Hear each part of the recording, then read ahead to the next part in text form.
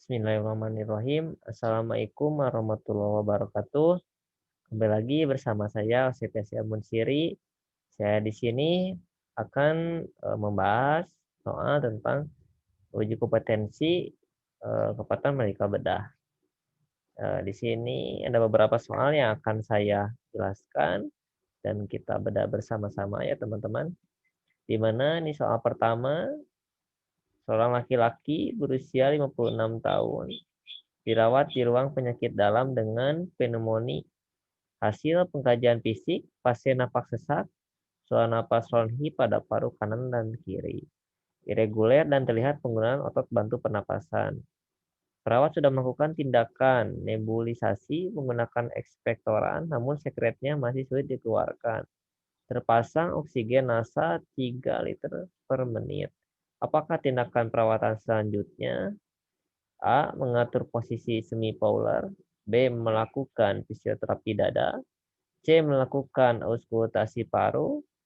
D. Menganjurkan batuk efektif. E. Menganjurkan untuk tarik napas dalam. Oke. Sebelumnya kita lihat ya untuk pertanyaannya. Jadi kita sebelum membaca satu kasus atau satu soal itu kita harus yang pertama itu pertanyaannya terlebih dahulu. Jadi jangan selalu dari kasusnya baru ke bawah. Jadi jangan seperti itu ya teman-teman. Oke, jadi kita berawal dari pertanyaannya dulu ya teman-teman. Di sini pertanyaannya apakah tindakan perawatan selanjutnya? Berarti yang ditanyakan itu tindakan perawatan selanjutnya. Kita lihat di sini kasusnya. Perawat sudah melakukan tindakan nebulisasi menggunakan ekspektoran, namun sekretnya masih sulit dikeluarkan. Oke, kita beri tanda merah ya. Nah, jadi perawat di sini sudah melakukan tindakan nebulisasi, namun tidak bisa mengeluarkan sekret. Seperti itu. Jadi tindakan apa nih selanjutnya? Kita lihat nih, option A, mengatur posisi semipolar. Nah, untuk tindakan mengatur posisi itu sendiri tidak bisa atau tidak efektif untuk mengeluarkan sekret gitu kan. Itu hanya posisi kenyamanan dan ekspansi paru. Terus kita lihat nih option B. Ya, oke, option B melakukan fisioterapi dada. Nah, ini bisa mengeluarkan sekret dengan tindakan fisioterapi dada dan kita lihat terlebih dahulu di sini di mana letak sekretnya itu. Ternyata di sini suara napas ronhi pada paru kanan dan kiri. Berarti kan itu udah di paru-paru ya. Ada terdengar suara ronhi di sana. Berarti dengan tindakan fisioterapi dada sangat efektif untuk mengeluarkan sekret gitu ya. Dengan postur drainase dan vibrasi gitu ya, kayak ditepuk-tepuk gitu. Nah, jadi jawabannya option B ya teman-teman ya. Jawabannya B. Dan kita lihat ya yang option lainnya. C. Melakukan auskultasi paru. Nah, ini bukan tindakan untuk mengeluarkan sekret. D. Menganjurkan batuk efektif. Nah, ini bisa melakukan sekret, namun kita lihat letaknya di mana si sekret itu gitu ya. Ternyata ini kan di paru-paru, ini kan batuk efektif ini. Kalau sebatas sekretnya di tenggorokan ini sangat efektif dengan tindakan batuk efektif. Menganjurkan untuk tarik napas dalam. Nah, ini juga bukan untuk mengeluarkan sekret itu sendiri ya. Oke, jadi nomor 1 jawabannya B. Melakukan fisioterapi dada. Oke, kita lanjut ya teman-teman ya. Oke, ini soal nomor 2. Soal nomor 2, kita lihat dulu ini pertanyaannya apa sebelum kita ke kasus. Jadi pertanyaannya, apakah tindakan keperawatan yang tepat dilakukan pada kasus tersebut? Jadi tindakan keperawatan yang tepat itu apa? Oke, kita lihat ya teman-teman ya untuk pertanyaannya. Seorang perempuan berusia 35 tahun dirawat di ruang neurologi dengan pasca stroke hari kedua. Nah, saat dilakukan pengkajian, tiba-tiba pasien mengalami kejang. Pasien terlihat kaku seluruh tubuh selama 1 menit. Wajah menoleh kiri, mulut mencong, mata mendelik. Apakah tindakan perbuatan yang paling tepat? Nah, di sini kita cek dulu ya keywordnya ya teman-teman. Jadi di sini pasien kejang ya, kejang dan juga kaku seluruh tubuh, wajah menoleh ke kiri, mulut mencong, mata mendelik. Oke, kita beri tanda dulu ya. Nah, di sini kita lihat optionnya nih, tindakan apa nih yang paling tepat dengan kasus seperti ini. Yang A, berikan posisi semipolar. Apakah dengan posisi semipolar dapat mengatasi pasien yang kejang dan juga ada kaku tubuh, wajah menoleh ke kiri, mulut mencong, mata mendelik.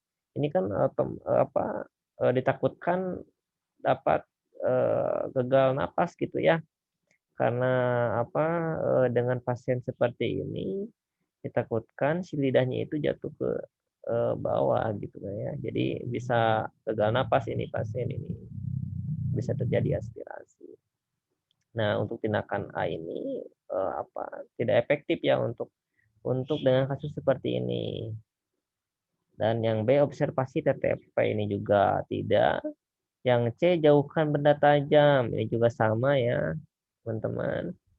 Miringkan pasien. Nah, ini suatu tindakan yang dimana dengan memiringkan pasien tersebut dapat mencegah si lidah jatuh ke bawah gitu kan ya. Nah, untuk option E, nah ini eh, tidak diwajibkan atau jangan dengan memasang sepatel gitu ya. Karena dengan kita memasang ini ditakutkannya ntar ada terjadi cedera atau trauma gitu ya dengan dipasangnya sepatel itu kan akan menjadikan mencederai pasien itu sendiri seperti itu. Jadi yang efektif dan yang benar itu jawabannya D, miringkan pasien. Nah, kita beri tanda. Oke, kita lanjut ke nomor 3. Di mana pertanyaannya, apakah intervensi yang dilakukan pada pasien tersebut? Berarti yang ditanyakan intervensi ya teman-teman ya. Oke, kita baca kasusnya. Seorang laki-laki berusia 60 tahun dirawat dalam penyakit dalam dengan diagnosa DM. Hasil pengkajian pasien mengeluh lemas, berkeringat dingin, pucat, dan gelisah. Gula darah sewaktunya 58. Pasien mendapatkan terapi insulin 10 unit, namun tidak menghabiskan makanannya. Apakah intervensi yang dilakukan pada kasus tersebut? Oke, kita bedah ya ini. Dengan kasus seperti ini kita bedah nih. Tindakan apa sebenarnya yang efektif? Oke. A, memberikan dextrose 40%.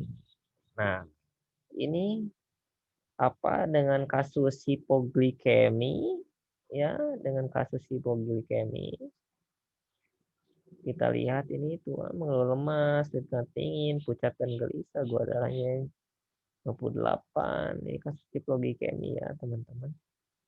Ini pasien masih sadar ya teman-teman ya. Nah, namun untuk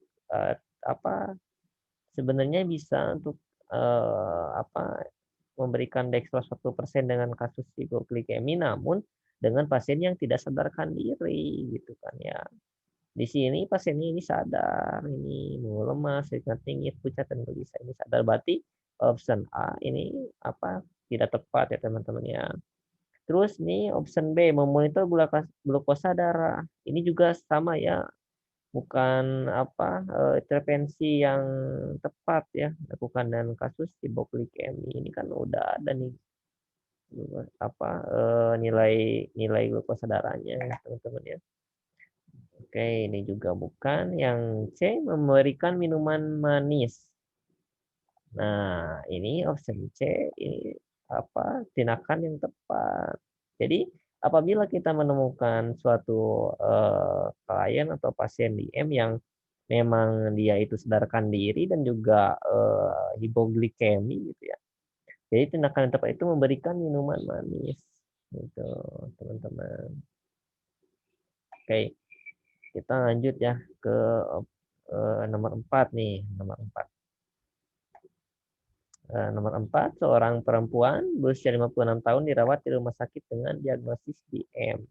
Hasil pengkajian sensasi pada telapak kaki berkurang, luka lecet pada kaki, terdapat kalus dan penurunan refleksi sensori pada telapak kaki.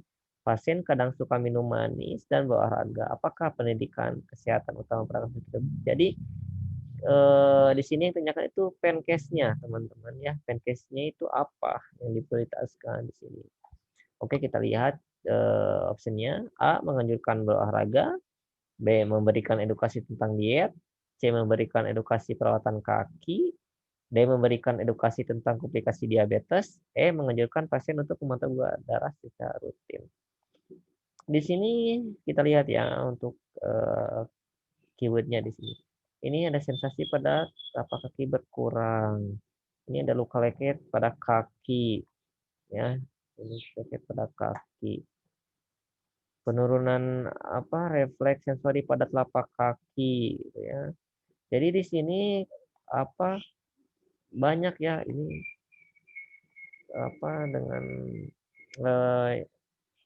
dengan kasus pada kaki gitu ya, dapat sensasi sensasi pada telapak kaki berkurang, luka lecet pada kaki gitu kan ya, sensasi sensori pada telapak kaki. Berarti di sini option yang paling tepat itu apa? Menunjukkan olahraga. Ini kurang tepat, teman-teman. Berikan edukasi tentang diet.